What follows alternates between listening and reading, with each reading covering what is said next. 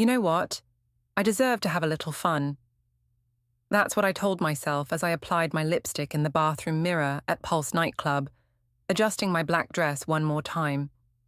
It was my 32nd birthday party, and I was going to enjoy myself whether Simon liked it or not. The music was pounding, the drinks were flowing, and I felt absolutely electric. It was my 32nd birthday, and for once in my life, I was the center of attention exactly the way I deserved to be. The downtown club was packed with all my coworkers from the HR department, my sister Lauren, and even some of Simon's boring friends who actually showed up for once.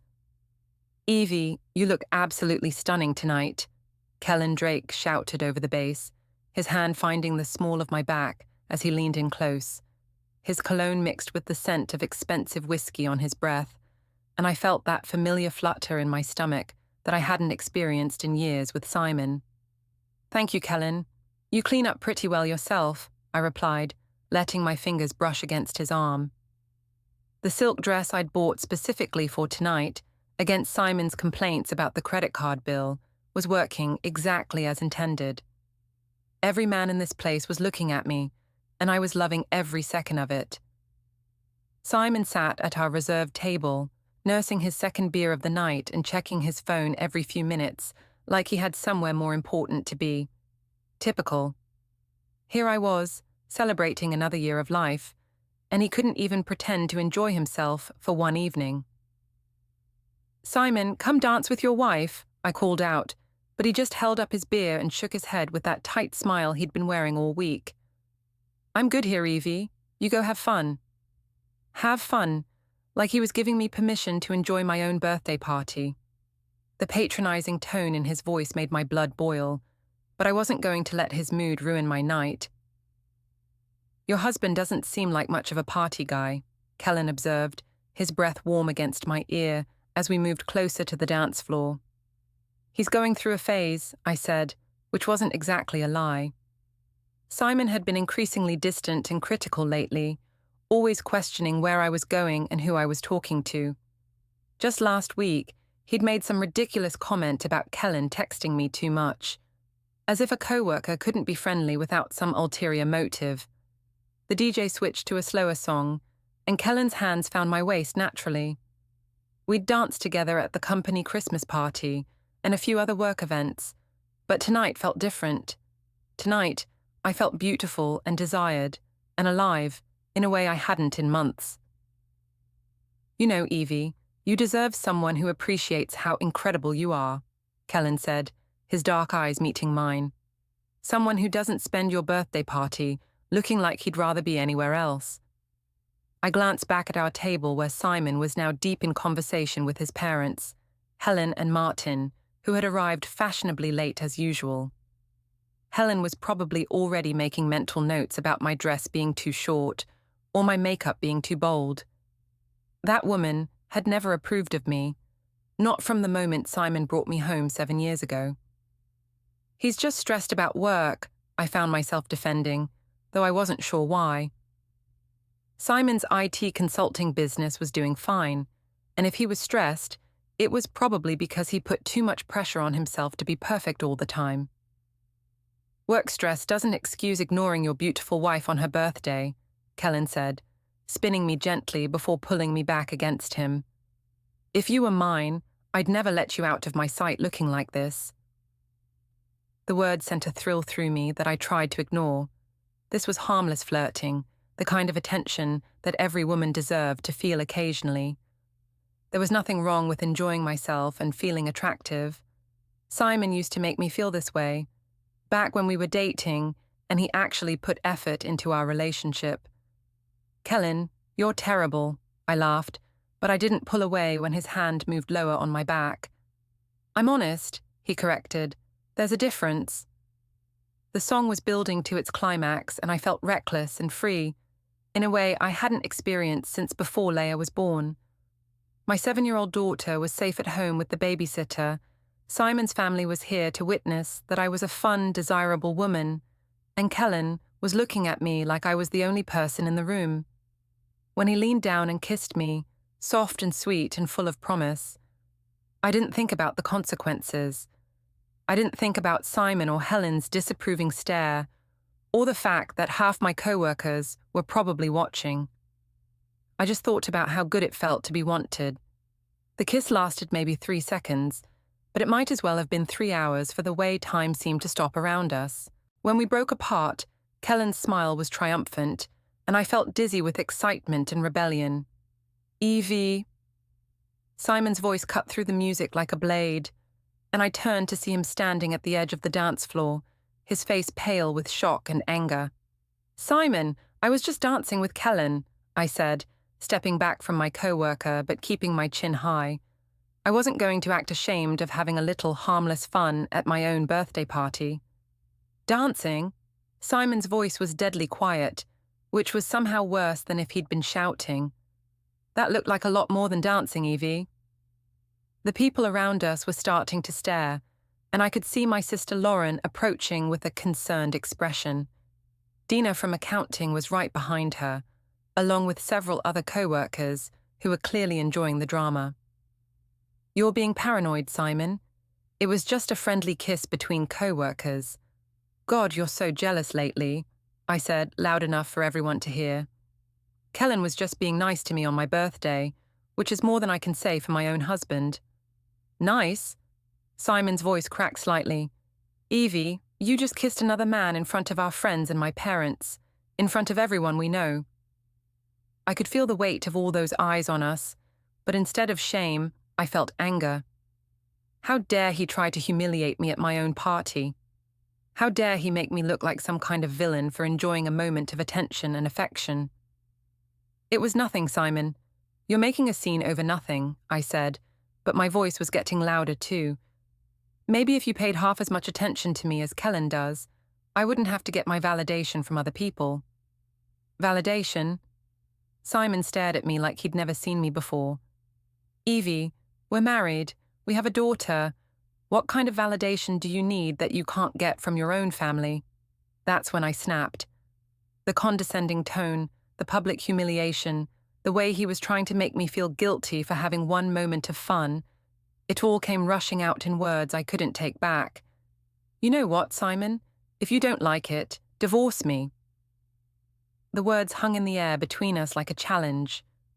The music seemed to get quieter, or maybe everyone around us just stopped talking. I could see Helen's shocked expression over Simon's shoulder, Lauren's wide eyes, Kellen taking a careful step backward. Simon stared at me for a long moment, his jaw working like he was trying to find words. Finally, he nodded once, sharp and decisive. "Okay," he said simply. "Okay, Evie, I will." He turned and walked away, leaving me standing on the dance floor with my heart hammering and the taste of Kellen's kiss still on my lips.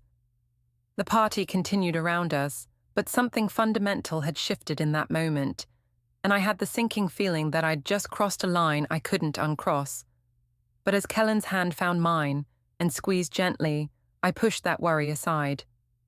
Simon was just being dramatic. He'd cool off, we'd talk it out, and everything would go back to normal. It always did. The next morning hit me like a freight train, and not just because of the hangover. Simon was already gone when I woke up, which was unusual since it was Saturday, and he typically made pancakes for Leia on weekend mornings. The coffee maker was cold, there was no note, and his side of the bed looked like it hadn't been slept in. "Daddy left early for work," Leia informed me when I found her in the kitchen, eating cereal and watching cartoons on the tablet. "He said to tell you he had an emergency client call." An emergency client call on Saturday morning. Right. Simon's passive-aggressive way of avoiding the conversation we needed to have about last night. Fine. If he wanted to be childish about a simple misunderstanding, that was his problem. I spent the morning cleaning up the house and trying to piece together exactly what had happened after Simon left the party. Lauren had driven me home. I remembered that much, and she'd been full of reassurances that Simon was just being overly sensitive. "Men hate it when their wives get attention from other guys," she'd said, helping me up the front steps. "He'll get over it. You looked amazing last night, Evie. Don't let him make you feel bad for having fun. My phone buzzed with a text from Kellen. Hope you're feeling okay this morning. Last night was incredible. Coffee later. I stared at the message for a long moment before deleting it. The last thing I needed was Simon finding flirty texts on my phone when he was already being ridiculous about a harmless kiss. Though the memory of Kellen's lips on mine did send a little thrill through me, even in the harsh light of day. Simon finally came home around 3 in the afternoon, carrying his laptop bag and wearing the same clothes from last night. He kissed Laya's forehead and ruffled her hair, but barely acknowledged my presence. How was the emergency call? I asked, following him into our bedroom, where he started changing into weekend clothes. Fine, he said without looking at me. Productive. Simon, we need to talk about last night. Do we? He pulled on a clean t-shirt and finally met my eyes. I thought you made your position pretty clear. There was something different in his expression, a coldness I'd never seen before. It made me defensive immediately. My position? Simon, you completely overreacted to a friendly kiss between coworkers. You embarrassed me in front of everyone we know. I embarrassed you? He laughed, but there was no humor in it. Evee, you kissed another man at your birthday party and then told me to divorce you when I called you out on it, in front of my parents, your sister, and half your office. But somehow I'm the one who embarrassed you. It wasn't like that, and you know it. Kellen and I are friends. It was just a birthday kiss, completely innocent. You're blowing this way out of proportion because you're jealous. Simon sat down heavily on the edge of our bed, running his hands through his hair. For a moment, he looked more tired than angry, and I thought maybe we could work through this reasonably. Evee, how would you feel if I kissed one of my female coworkers at a party and then told you to divorce me if you didn't like it? The question caught me off guard. That's different. You would never do something like that. Why is it different? Because you're not the type of person who needs that kind of attention. You're more secure than that. Even as the words left my mouth, I realized how they sounded, but it was too late to take them back. Simon's expression hardened again. So you kissed Kellen because you're insecure? No, I kissed him because he makes me feel appreciated and beautiful, which is something I haven't felt from my own husband in a very long time. It was a low blow, and I knew it, but I was tired of being made to feel like the villain here. Simon and I had been growing apart for months, maybe longer. He worked late constantly, barely touched me anymore, and seemed more interested in his computer screen than his wife most evenings. I see, Simon said quietly. So this is my fault. I'm not saying it's your fault. I'm saying that maybe if you paid more attention to our marriage, I wouldn't be so receptive to attention from other people.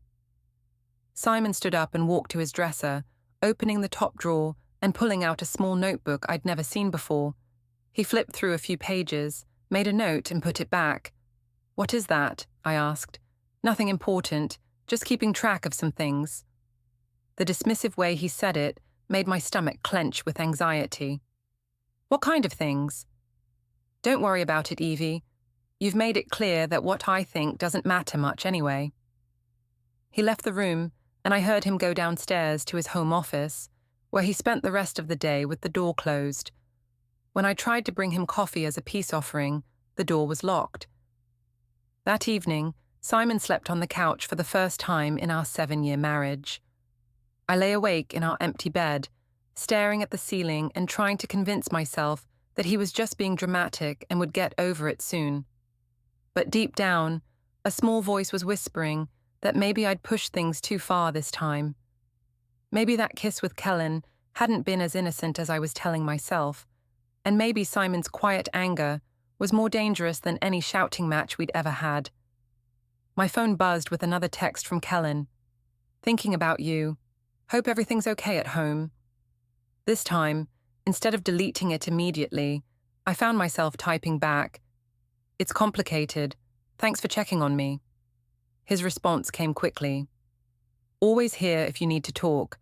You deserve better than someone who doesn't appreciate you. I stared at those words for a long time, before finally putting my phone away.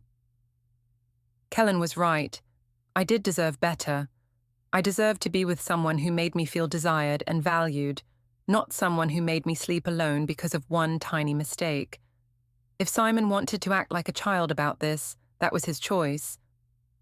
But I wasn't going to spend the rest of my life walking on eggshells around his insecurities. Sunday lunch at Helen and Martin's house was a tradition I'd grown to dread even before the current crisis. Simon's parents lived in a pristine colonial in the suburbs, the kind of place where everything had to be perfect, and conversation topics were carefully vetted to avoid any hint of controversy or genuine emotion. Today felt different from the moment we walked through the front door. Helen's usual tight smile was even more strained than usual, and Martin seemed to be avoiding eye contact entirely. Laya ran straight to her grandfather's arms, chattering about her week at school, blissfully unaware of the tension crackling through the air. "Evie, dear, you look tired," Helen said, which was her polite way of saying I look terrible. "Are you feeling all right?" "I'm fine, Helen. Just a busy week at work," I replied, settling into my usual spot on the uncomfortable antique sofa. Simon sat as far away from me as possible, while still technically being on the same piece of furniture. "How was your birthday party Friday night?" Martin asked, and I could tell from his carefully neutral tone that Helen had already briefed him on whatever version of events she'd witnessed. "It was lovely. Very nice turnout from the office, and the club had great music," I said, keeping my voice light and cheerful. "It was good to get out and have some adult fun for once." "Yes, we noticed you were having quite a lot of fun," Helen said, her tone sharp enough to cut glass. "Particularly with that young man from your office." I felt my cheeks flush, but I kept my composure. "Kellen is a coworker and a friend. We were just dancing." "Dancing?" Helen repeated the word like it tasted bad. "Is that what they're calling it these days?" "Helen," Martin warned quietly, but his wife was just getting started. "I've been married to Martin for 35 years, Evie, and in all that time, I have never once danced with another man the way you were dancing with that boy Friday night." "It was my birthday party," I said, my voice getting tighter. "I was celebrating with friends. I'm sorry if you found that inappropriate, but I'm an adult woman, and I don't need permission to enjoy myself." Simon made a sound that might have been a laugh or a snort, but when I looked at him, his face was expressionless. He'd barely said 10 words since we'd arrived, just sat there like a statue while his mother attacked me.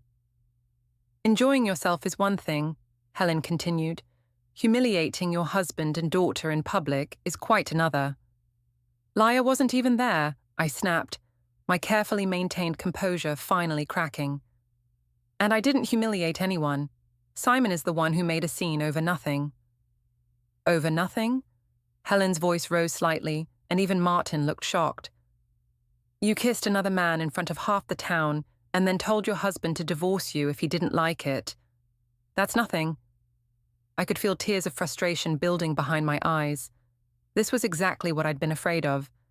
Simon had run straight to his mother and painted me as the villain, conveniently leaving out all the ways he'd been neglecting our marriage and driving me to seek attention elsewhere. "You weren't there for the whole conversation," I said. "You don't know what led up to that moment or how Simon has been treating me lately." "How he's been treating you?" Helen stood up, her face flushed with anger. "That boy has worshipped the ground you walk on since the day he met you. He works 60 hours a week to provide for you and Laya. He's never so much as looked at another woman. And this is how you repay him." "Helen, please." Simon finally spoke up, but his voice was tired rather than defensive. "This isn't helping anything." "Isn't helping." His mother turned on him. "Simon, this woman just publicly humiliated you and your family, and you're sitting there like nothing happened. Where's your backbone?" I watched Simon's jaw tighten, and for a moment I thought he might actually defend me. Instead, he just looked at his hands and said nothing. "I think we should go," I said, standing up and looking around for Laya, who was thankfully in the other room playing with Martin's old chess set. "Yes, I think that would be best," Helen agreed coldly, at least until Evie decides whether she wants to be a wife and mother or continue acting like a teenager. The words hit me like a slap, and I felt my own anger flare hot and bright. How dare you judge me? You've never liked me, Helen, not from day one. You've been waiting 7 years for me to screw up so you could turn Simon against me, and now you think you've got your chance. I don't need to turn Simon against you, Helen said with devastating calm. You're doing a fine job of that all by yourself. Simon stood up then, finally showing some emotion. That's enough. Both of you, just stop. He called for Laya and we left in tense silence. The drive home was excruciating, with our daughter chattering happily in the back seat, while Simon and I sat like strangers in the front. That night, after Leia was in bed, I tried one more time to talk to Simon rationally. Your mother was completely out of line today. Was she? Simon was at his computer, typing something I couldn't see. Which part was out of line exactly? All of it. She attacked me, Simon. She called me a teenager and questioned whether I want to be a wife and mother, and you just sat there and let her do it. Simon stopped typing and turned to look at me. Evee, you kissed another man and told me to divorce you, in front of my parents. What exactly was I supposed to defend? You could have explained that we've been having problems. You could have told her that maybe there are two sides to the story. Are there? Simon asked quietly. Because from where I'm sitting, it looks pretty straightforward. My wife decided she wanted attention from another man, and when I objected, she told me to divorce her. That's not fair, and you know it. Simon turned back to his computer. You're right, Evie. It's not fair. None of this is fair. He slept on the couch again that night, and I found myself texting Kellen. Having a rough day. Family drama. His response was immediate. I'm sorry. You don't deserve that kind of stress. Want to grab coffee tomorrow and talk about it? I stared at the invitation for a long time. Coffee with Kellen would be innocent enough. Just two coworkers talking. And God knew I needed someone in my corner right now. Someone who understood that I wasn't the monster everyone was trying to make me out to be. That sounds nice, I typed back. I could use a friendly face. Always here for you, beautiful. Sweet dreams. I deleted the conversation before putting my phone away, but I couldn't delete the warm feeling Kellen's words gave me. At least someone still thought I was worth caring about. The coffee date with Kellen turned into lunch, which turned into a pattern I found myself looking forward to more than I should have. We started meeting every few days, always at different places around town, always with perfectly innocent explanations that I rehearsed in my head in case Simon asked. I had to run errands during lunch. Dina wanted to try that new cafe downtown. The dentist appointment ran long. The lies came easier than I expected, and Kellen made it so simple to justify them. He listened to me complain about Simon's cold treatment, Helen's hostility, and the way everyone seemed determined to make me the villain in this situation. You're not getting the support you deserve at home, he said during one of our lunch dates, reaching across the table to touch my hand.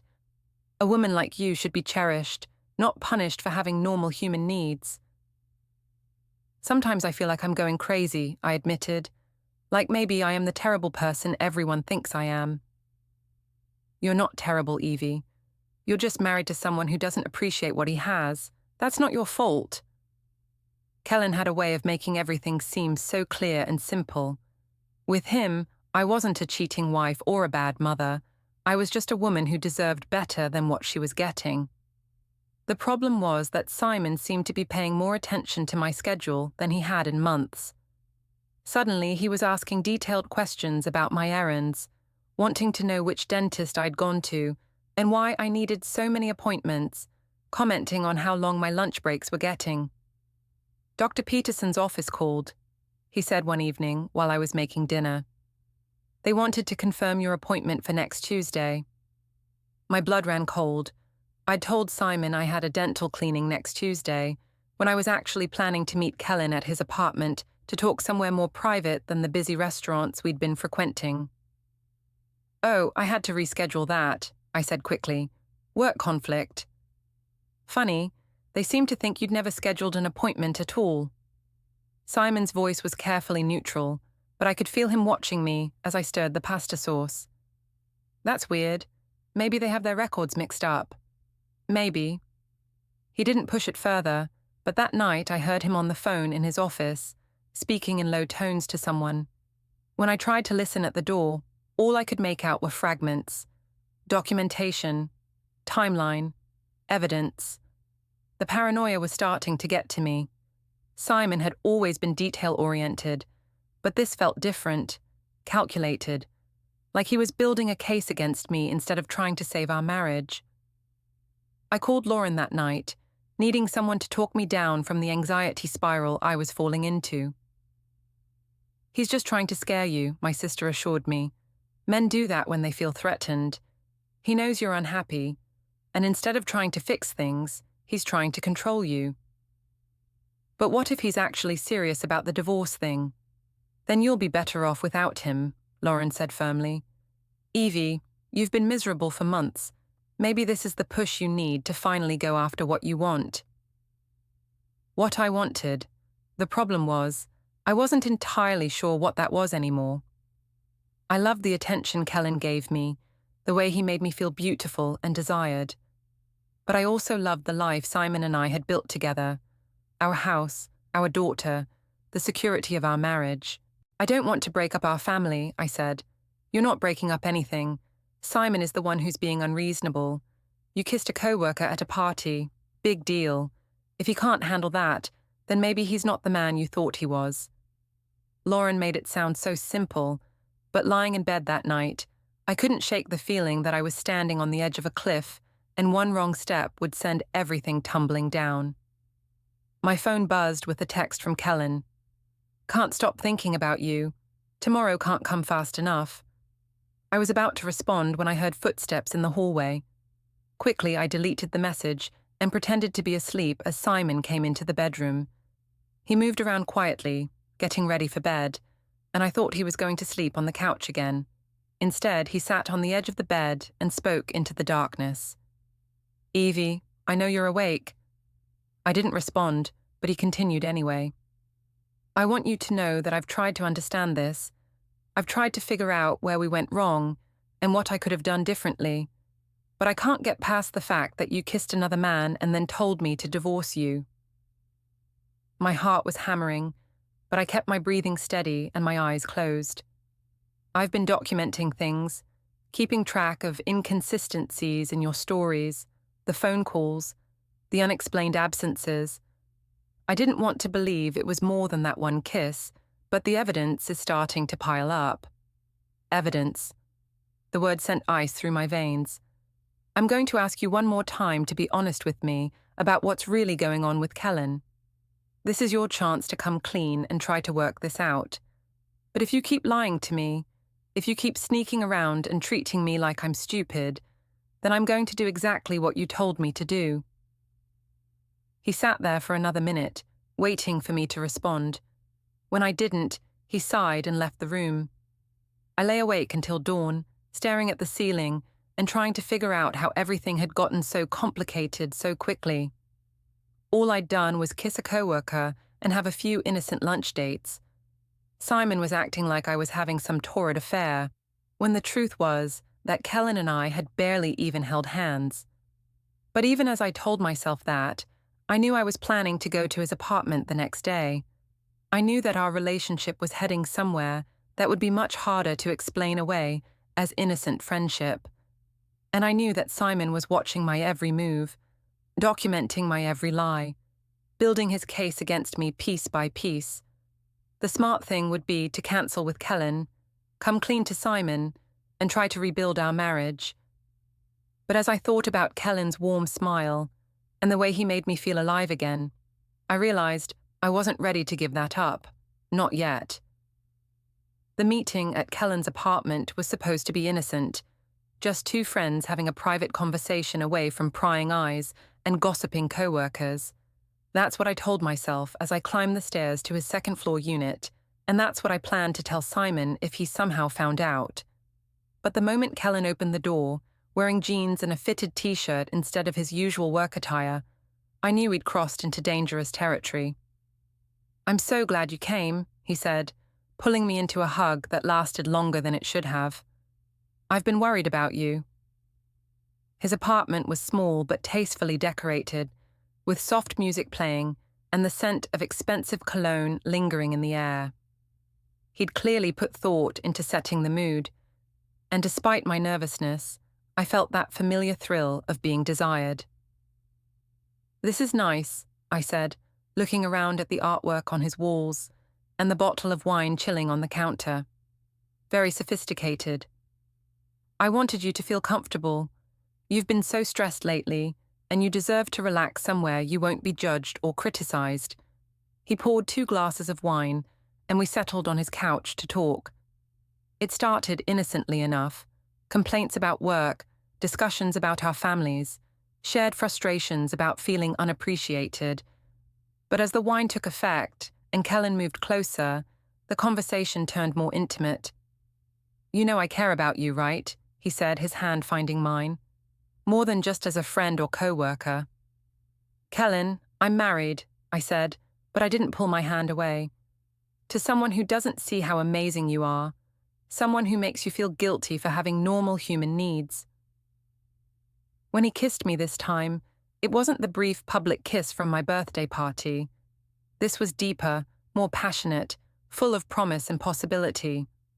I kissed him back, letting myself get lost in the feeling of being wanted and desired.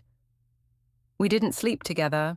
I wasn't ready to cross that line yet, but we came closer than I'd ever imagined I would. When I finally left his apartment 2 hours later, my lips were swollen and my hair was messed up, and I felt like I was walking in a dream. The drive home was a blur of guilt and excitement, regret and anticipation. I'd definitely crossed a line today, but it had felt so good to be held and kissed and told I was beautiful. Simon hadn't touched me in weeks, hadn't complimented me in months, hadn't made me feel like a desirable woman in longer than I could remember. I was so lost in my thoughts that I almost missed the car parked across from our house, a dark sedan with tinted windows that I didn't recognize. It pulled away just as I was turning into our driveway, and I caught a glimpse of a man in a baseball cap behind the wheel. Probably nothing, but it added to the paranoid feeling that had been building for weeks. Simon was waiting in the kitchen when I came in, sitting at the table with his laptop open and a manila folder beside him. "How was the dentist?" he asked without looking up. "Fine, just a routine cleaning," I said, hoping he couldn't hear the tremor in my voice. "Funny thing about that," Simon said, finally meeting my eyes. "I called Dr. Peterson's office this afternoon to schedule my own cleaning. They told me you haven't been a patient there in over 2 years. My mouth went dry. I switched dentists. Dr. Martinez downtown." "Dr. Martinez." Simon made a note on the paper in front of him. "And what's his office address?" "I don't remember the exact address. Why are you interrogating me like this?" Simon closed his laptop and leaned back in his chair. "Because you've been lying to me for weeks, Evie. The dentist appointments that don't exist, the errands that take 3 hours, the work lunches that happen on days when your coworkers say you never left the building." Ice flooded my veins. "You've been checking up on me, calling my work?" "I've been trying to figure out what's going on with my wife, and what I've figured out is that you've been meeting with Kellen Drake on a regular basis and lying to me about it." The folder on the table seemed to be staring at me, thick with papers that I was suddenly terrified to see. "Simon, you're being paranoid. Kellen and I are just friends." "Friends." He opened the folder and pulled out a stack of printed papers. "These are your phone records, Evie. 17 calls to Kellen's number in the past 3 weeks. Texts every day, sometimes multiple times a day. Those are work-related conversations. At 11 p.m., on Sundays, during your lunch breaks that coincidentally happen at the same time as his." Simon's voice was getting louder, and I could hear Lia's footsteps upstairs. The last thing I wanted was for our daughter to overhear this conversation. "Keep your voice down," I hissed, "and stop going through my personal information. This is harassment." "Harassment?" Simon laughed bitterly. Evie, I'm your husband. I have every right to know where you are and who you're with, especially when you're lying to me about it. You have no right to spy on me like some kind of stalker. This is exactly why I need friends like Kellen, because my own husband doesn't trust me. Give me one reason I should trust you, Simon said quietly. One honest reason. I stared at him, my mind racing for something to say that would diffuse the situation. But the truth was, I had been lying. I had been meeting with Kellen, and it had become more than friendship, and Simon's suspicions were completely justified. I don't have to justify my friendships to you, I said finally. If you can't handle me having male friends, that's your problem, not mine. Simon stared at me for a long moment, then nodded slowly. Okay, Evie, have it your way. He gathered up the papers and his laptop and headed for the stairs. I'll be in my office. Try not to text your friend while our daughter is in the house. That night, Simon didn't even bother with the couch. He slept in the guest room with the door locked, and I lay awake wondering how everything had spiraled so far out of control so quickly. My phone buzzed with a text from Kellen. Thank you for today. You're incredible, and I'm falling for you hard. Can't wait to see you again. I stared at the message for a long time before deleting it, but even as I erased the words, I couldn't erase the warm feeling they gave me, or the knowledge that I was already planning our next meeting. Simon might have his evidence and his suspicions, but he didn't have proof of anything truly damaging. As long as I was careful, as long as I didn't let things go too far with Kellen, I could still salvage the situation. At least, that's what I told myself as I drifted off to sleep, completely unaware that Simon had already made his decision and was 3 steps ahead of me. The divorce papers arrived Tuesday morning at my office, delivered by a courier who required my signature and ID. The heavy manila envelope felt like lead. I lied to my coworker Dina that it was insurance paperwork, then locked myself in a bathroom stall to rip it open. Petition for dissolution of marriage. Simon sought primary custody of Laya, citing adultery and abandonment. He wanted the house, cars, most assets, backed by phone records, financials, witness statements, and surveillance documentation. The dark sedan I'd noticed suddenly clicked. He'd had me followed. I called him, voice shaking. You hired someone to spy on me? His tone was calm, detached. I have photos, Evee, video, timestamps matching your lies about dentist visits and errands, proof of you kissing Kellen at his apartment yesterday, for 2 hours. I denied it was an affair. We hadn't slept together. But he described the passionate kisses, the secrecy. He'd already moved out, taken Leia to his parents. Temporary supervised visitation twice weekly until the hearing. Panic surged. I'll stop seeing him. I'll do anything. Don't take my daughter. Too late, he said. You told me to divorce you if I didn't like it. I'm giving you what you asked for. The line went dead. Lauren urged me to get a lawyer fast. Kellen, when confronted, paled and suggested we cool things off to protect his career. The man who'd promised to cherish me vanished at the first sign of real trouble. That evening, at his parents' house, Laya clung to me, confused and tearful. Helen watched with quiet triumph as the custody supervisor arrived. I played with my daughter, forcing smiles, while grief crushed me. I'd traded a stable, loving family for fleeting excitement and lost everything. Simon hadn't just reacted, he'd documented my betrayal meticulously. Now, facing court with evidence stacked against me, I understood the brutal truth. I'd